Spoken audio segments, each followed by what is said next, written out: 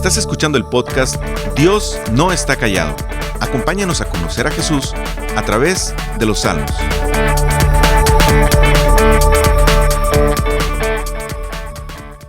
¿Cómo vivirías tu vida si supieras el día exacto de tu muerte?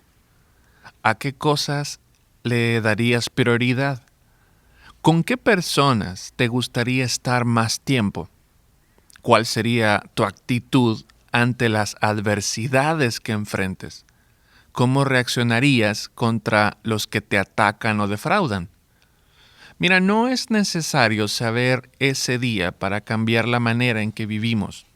No necesitamos recurrir al horóscopo para prepararnos para las dificultades, ni necesitamos llenarnos de frases positivas para las advertencias del día a día. El salmista, a través del Salmo 39, nos dirige al lugar exacto donde encontrar sentido y dirección a nuestra vida en medio de la tensión que podamos experimentar diariamente.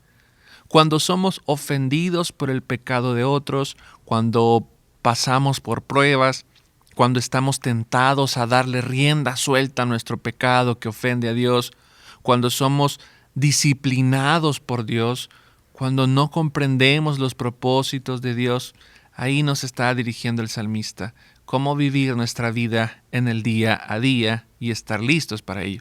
Así que te quiero animar a que me acompañes en este día a estudiar el Salmo 39 pensando en esta intención del salmista. Y lo primero que quisiera que veamos es el silencio del salmista.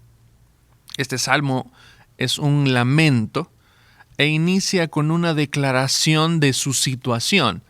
Es decir, va directo al grano. Dice el salmista en el capítulo 39, versos 1 y 2.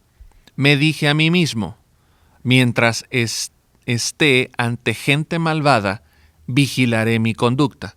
Me abstendré de pecar con la lengua, me pondré una mordaza en la boca, así que guardaré silencio. Me mantuve callado. Ni aún lo bueno salía de mi boca. Mira, el salmista entonces guarda un silencio para no pecar, según lo que está diciendo esto. Ahora, la pregunta es ¿por qué guarda silencio?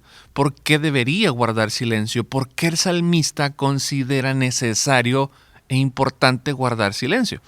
Evaluemos su situación y nos apoyaremos en el contexto de lo que hemos venido hablando en los demás salmos.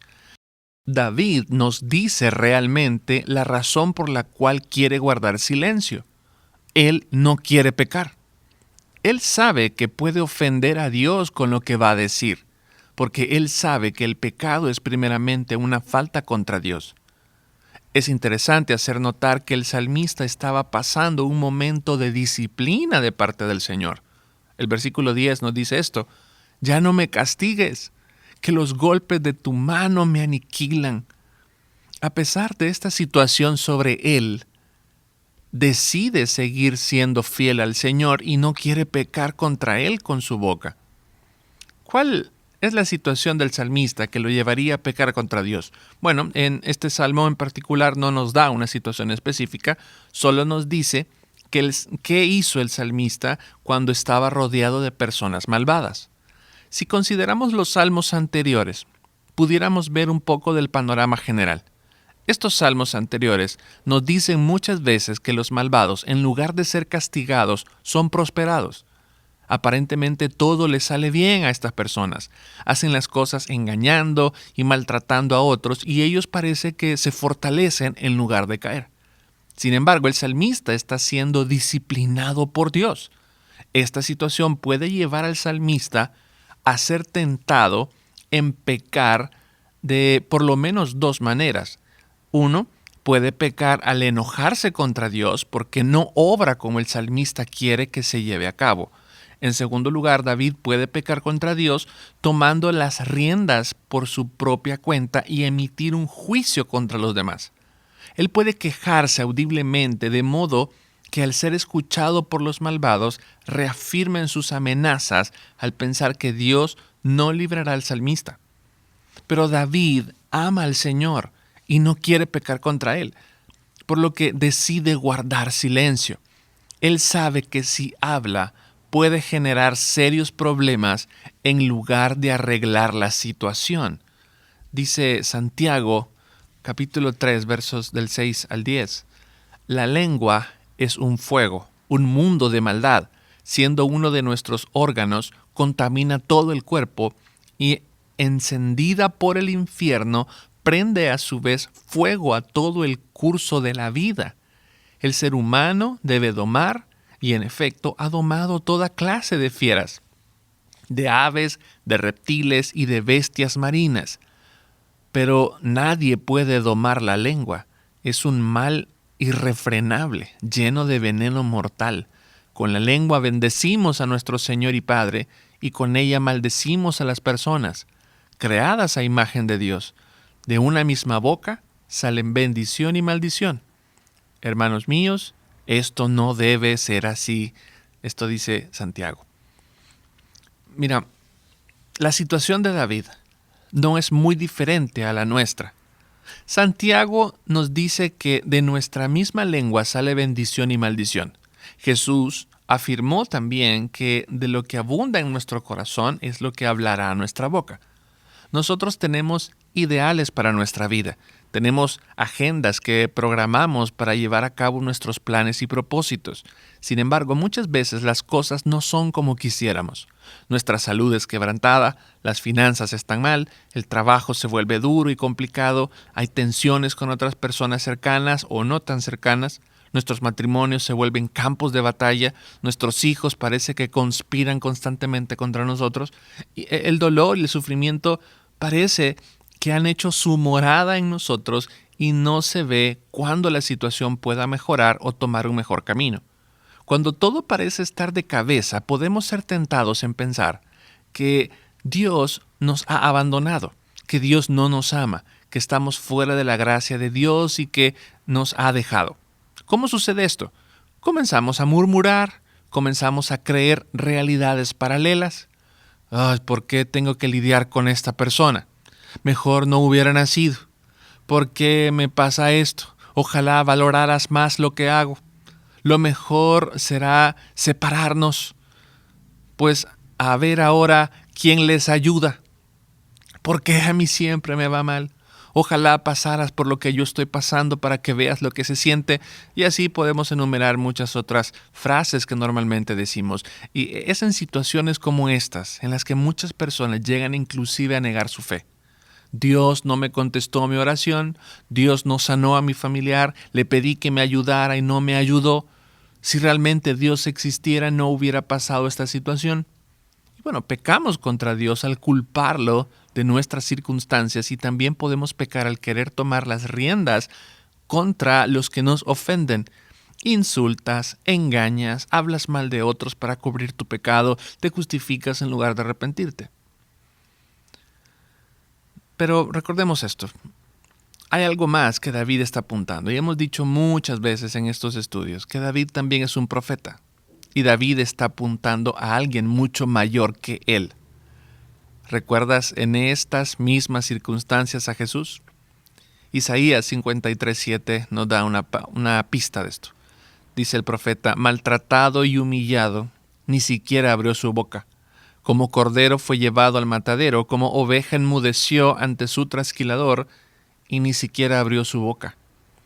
Mateo 27:12-14 dice esto. Hablando de Jesús, al ser acusado por los jefes de los sacerdotes y por los ancianos, Jesús no contestó nada. ¿No oyes lo que declaran contra ti?, le dijo Pilato.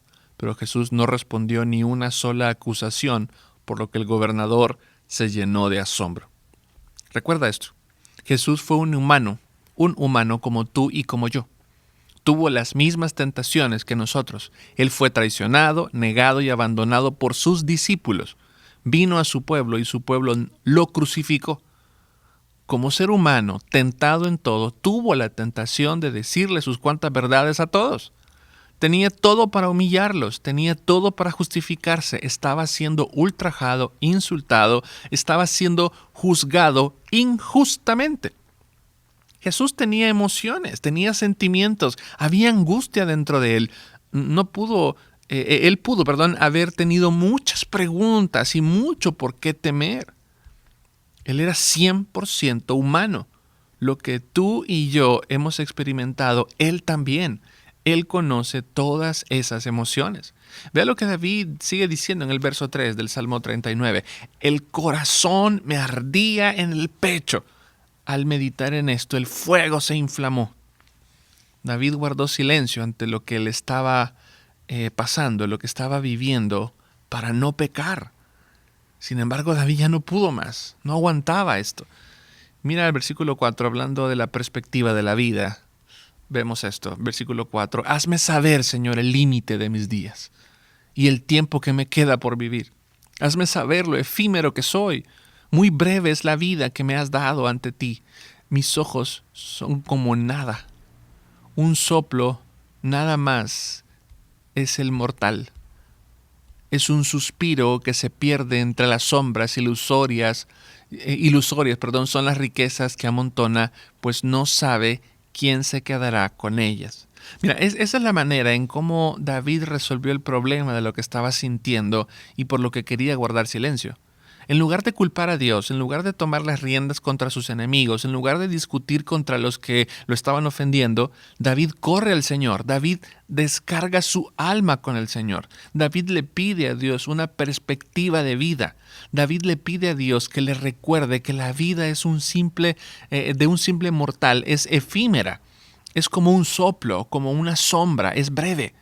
Tener estas cosas en claro en nuestras vidas es como un ancla para nuestro barco en medio de una tormenta.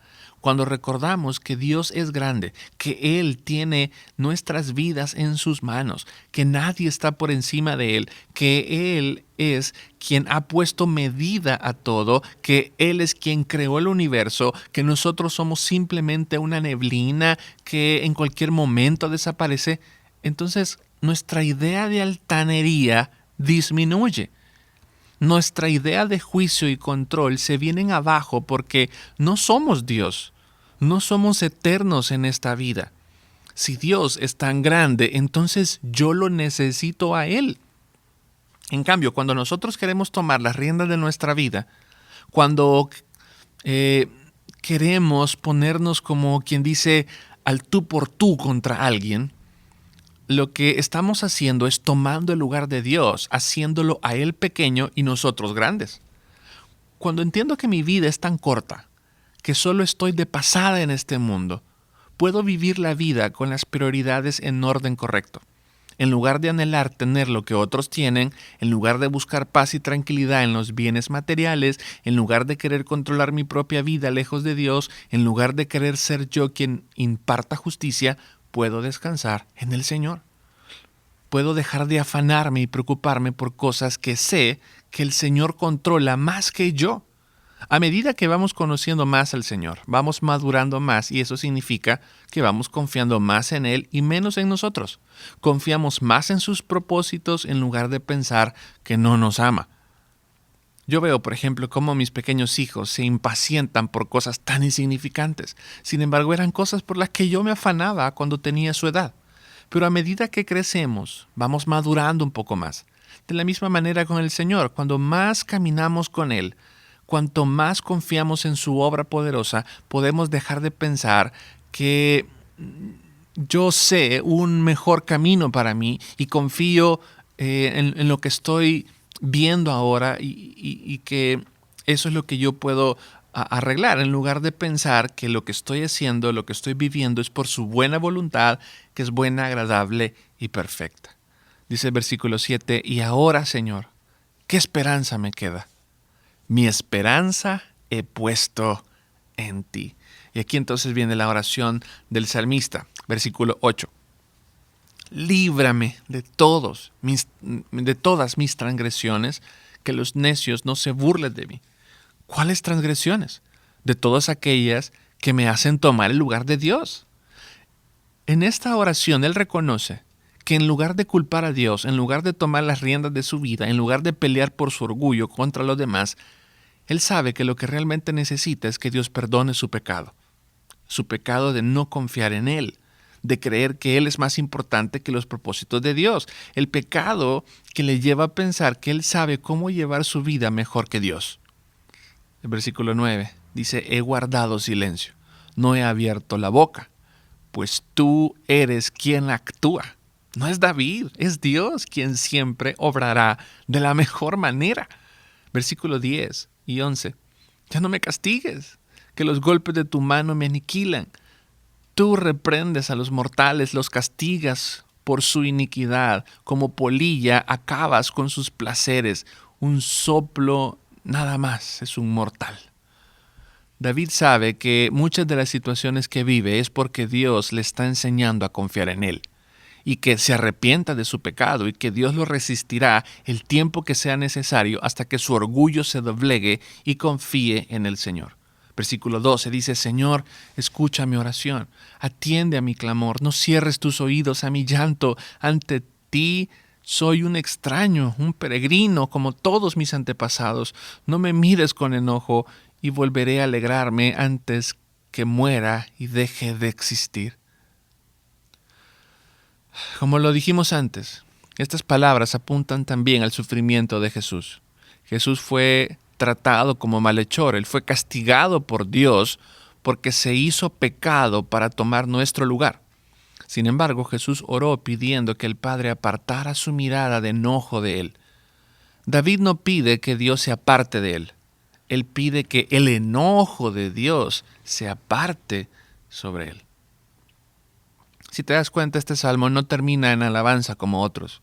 Este salmo no termina con esperanza, termina con una petición, recordando que el salmista tiene un fin y que un día dejará de existir.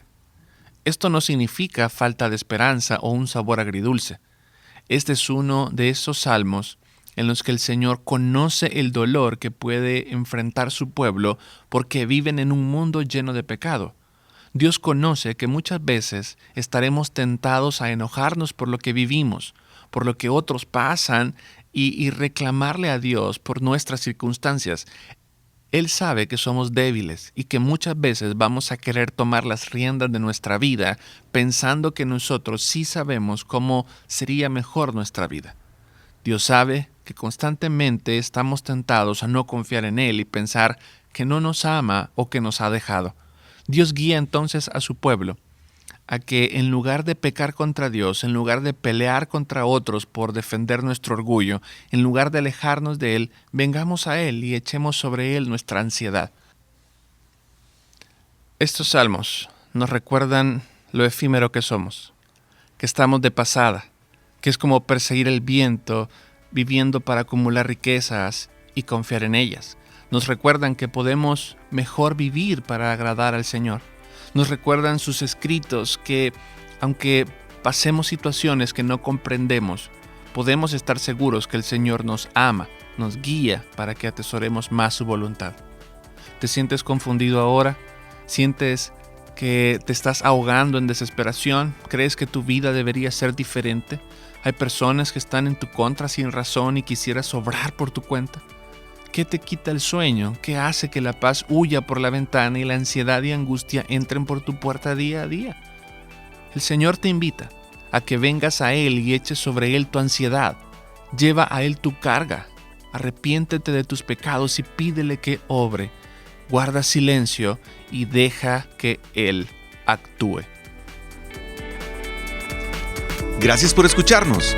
Para más información sobre este ministerio, puedes entrar a www.noestacallado.com. También puedes encontrarnos en Facebook, Instagram y YouTube.